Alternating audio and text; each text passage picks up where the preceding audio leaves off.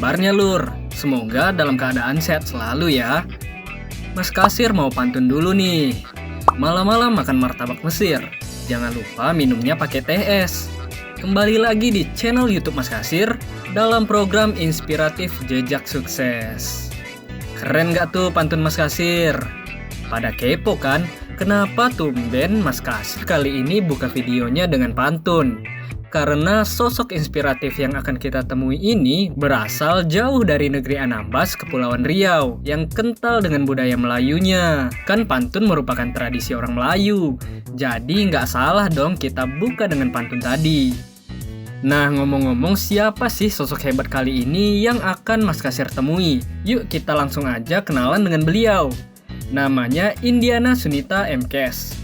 Ibu muda ini merupakan owner dari produk keripik singkong dengan merek Mak Cewe yang berada di Jalan Pesantren Harapan Raya, Pekanbaru.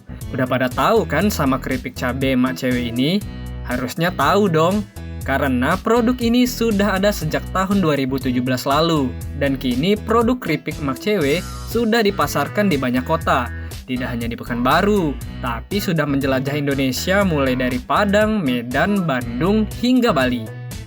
Meski terbilang baru seumur jagung, namun produk keripik singkong Mak Cewe yang memiliki 20 varian rasa ini sudah mampu menjadi salah satu produk yang dikenal luas dan saat ini sedang tren di kalangan pelaku UMKM Pekanbaru dan Riau.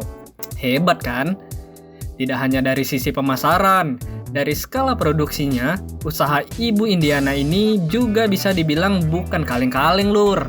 Dalam satu hari saja, Ibu Indiana bisa menghabiskan sebanyak 250 kilo ubi kayu atau singkong yang berasal dari kelompok tani yang ada di wilayah Kulim Pekanbaru.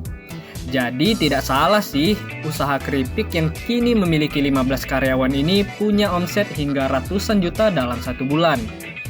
Sebelum lanjut ke kisah Ibu Indiana, jangan lupa like dan subscribe dulu ya channel YouTube ini dan aktifkan tombol loncengnya. Nah Lur, di balik kisah sukses usaha keripik Mak Cewe ini juga tersimpan cerita-cerita perjuangan yang dijalani oleh Ibu Indiana dalam merintis bisnisnya ini. Mulai dari keraguan dari pihak keluarga karena lokasi tempat dirinya usaha sangat tidak strategis, berada dalam gang kecil dan tertutup dari akses jalan umum. Selain itu, banyak juga rekan-rekan seprofesinya waktu jadi tenaga pengajar yang mempertanyakan alasan dirinya memilih jualan keripik cabe di jalanan seperti di area Car Free Day. Nah, penasaran kan bagaimana Ibu Indiana merintis usaha keripik Mak Cewe ini? Yuk langsung kita wawancara aja dalam program Jejak Sukses Mas Kasir. Mas Kasir, mantep tenan!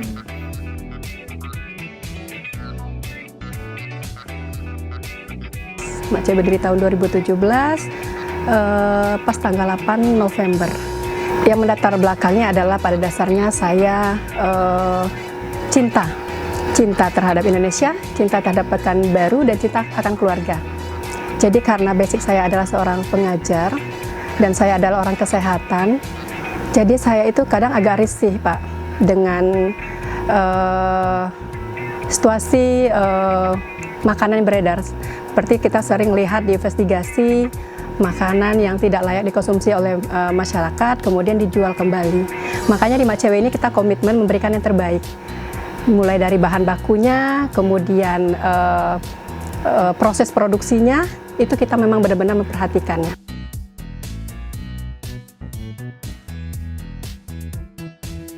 Karena melihat peluang sih sebetulnya Pak. Karena di sini ini saya kepengen mengangkat cemilan tradisional, kemudian dikemas dalam bentuk kekinian.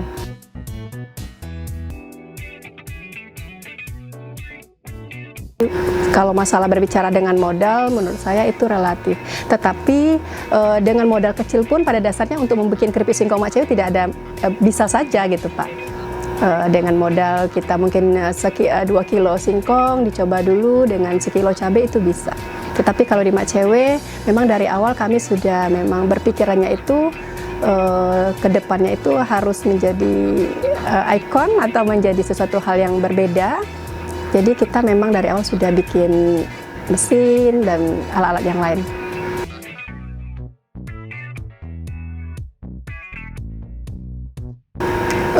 Sebetulnya pada zaman saya sudah ada media sosial juga Pak, 2017 itu. Saya memang awalnya sudah mulai dari pertama teman ke teman dulu.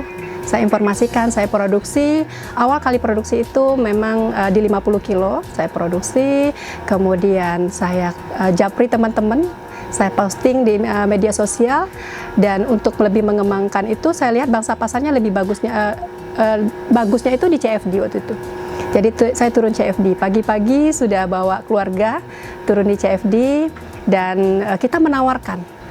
Di situ memang saya langsung yang menawarkan bersama adik-adik, keluarga, saya tawarkan. Trik saya adalah, karena saya yakin dengan rasa dan kualitas produk kita, ya, ini kayaknya harus diperkenalkan. Waktu itu saya buka produk, kita buka produk, kemudian kita izin coba. Iya, tester. Setiap orang lewat tuh saya selalu tawarkan, izin coba dong Bu, izin coba Pak, silang coba. Akhirnya setiap orang yang coba, evaluasi hari pertama saya itu 70% beli.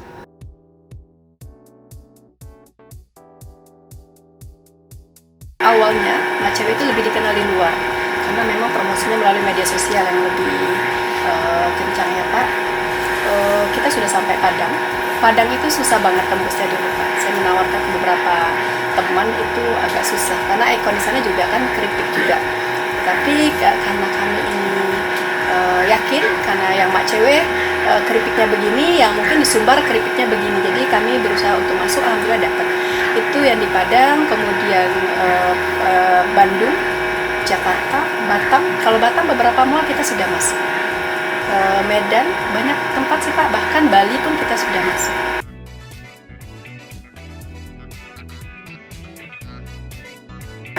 Awal dulu kita produksi di 50 kilo, kemudian hari ini kupas, karena kan kita belum punya tim, cuman punya satu tim saja, karena belum ada keberanian untuk merangkul dan belum bisa melihat bangsa pasar yang pada saat itu. Jadi kita punya satu tim, jadi paginya kita kupas dulu, kemudian siang kita parut, 2 hari berikut baru kita mulai membumbui. Kalau untuk dulu itu 50 kilo, kalau sekarang sudah berkisaran 250 kilo per hari.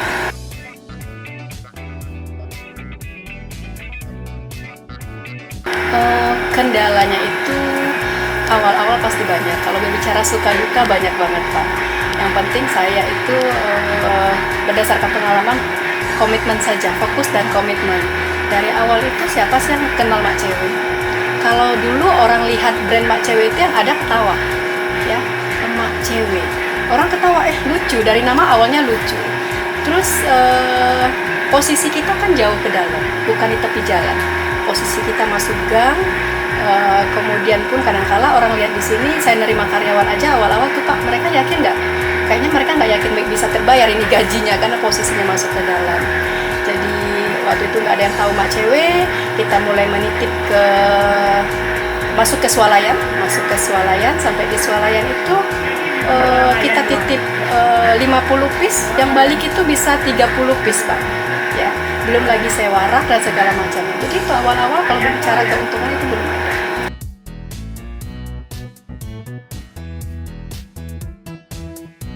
Enaknya ya, setiap kali orang yang coba produk kita Pak, mereka balik lagi dan mereka mengatakan enak.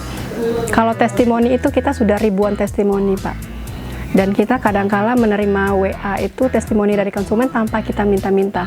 Makanya sering kita bilang real testimoni. Jadi setiap kali konsumen yang coba, ya mereka bilang pas. Terus 99,9% konsumen kami balik lagi. Paling yang 1%-nya itu mereka berada di luar kota Pekanbaru. Tetapi pada saat mereka ada kunjungan ke kota Pekanbaru, biasanya mereka order lagi.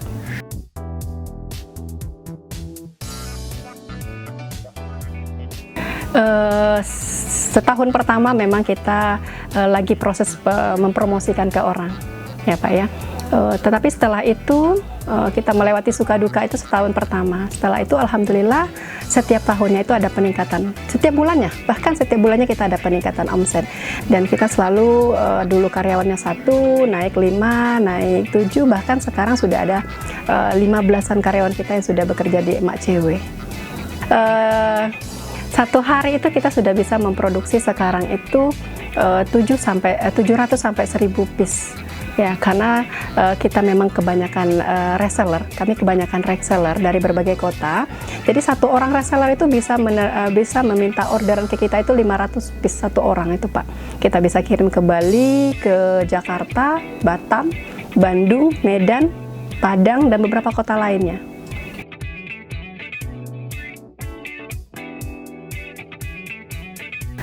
Berharapnya Mak Cewek bisa menjadi ikonnya Pekanbaru. Sesuai dengan program kita, Mak Cewek menuju Indonesia Satu. Jadi kami berharap di satu kota itu ada Mak Cewek. Ya, satu kota ada Mak Cewek. Bahkan kesini kami berharapnya Mak Cewek bisa tembus pasar luar, Pak. Tidak hanya berada di Indonesia, bahkan kami berharapnya itu luar Indonesia.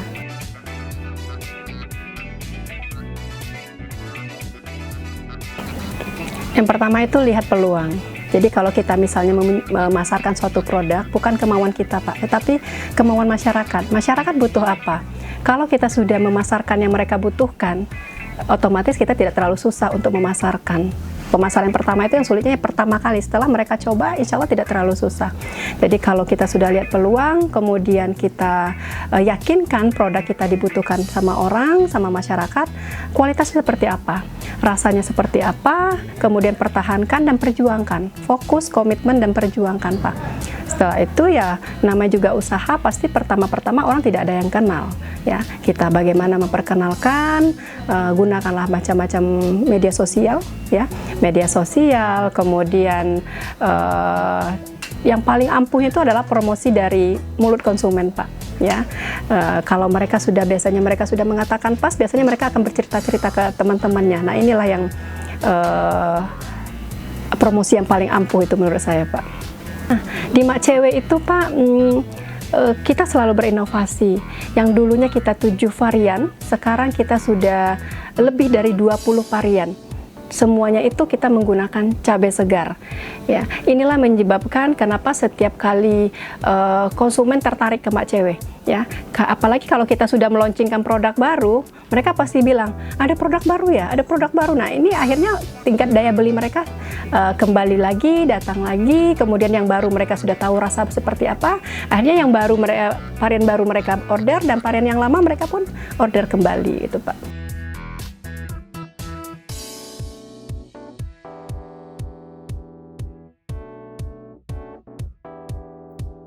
Gimana Lur kisah sukses dari Ibu Indiana? Keren nggak? Pastinya dong. Nah, bagi kamu yang masih bingung atau ragu mau bikin bisnis apa, harus belajar dari Ibu Indiana. Kamu harus berani memunculkan produk dan merek kamu sendiri. Dan carilah produk-produk yang memang dibutuhkan oleh orang banyak. Terus jangan lupa berinovasi.